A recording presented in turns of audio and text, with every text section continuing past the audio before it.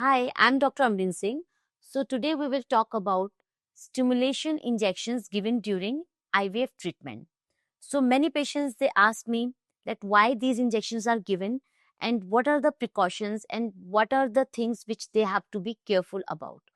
So stimulation injections are the injection which have some hormones in it, and these are given to you to increase the size of your eggs and for increasing the quality of your eggs. So during monitoring, the size of the follicles is monitored and the dose of the injections is decided.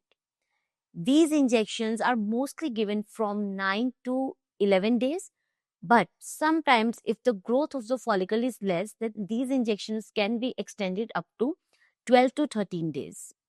And once these injections are completed and your egg's growth is complete and the follicular size reaches up to 17 to 18 then the last injection that is triggered that is prescribed to you. Now, talking about what are the precautions you have to take while taking these stimulation injections during the IVF treatment. First of all, these all injections are temperature sensitive. So these injections have to be kept in the refrigerator. But you have to remember that you don't have to keep them in the freezer. They have to be kept in the door of the refrigerator. The temperature maintenance should be between 2 degree to 8 degree because these injections are highly temperature sensitive. So once the temperature is lost, the accuracy and the efficacy of this injection is also lost. So this can hamper your follicular growth and your results during the IVF treatment. The second part is that you have to take these injections on particular time.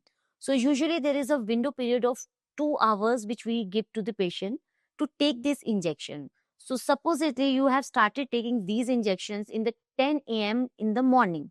So the next injections can be taken at 11 a.m. or at max by 11:30 a.m. or at 9:30 a.m. We have to be very careful about the timings of these injections because we have to maintain particular levels of the hormone in the body for the growth of the follicles. If those levels suddenly goes down, then that can affect the follicular growth. And the third important thing is administration. So you have to be very careful about taking these injections. That the trained person or a trained nurse should give you these injections.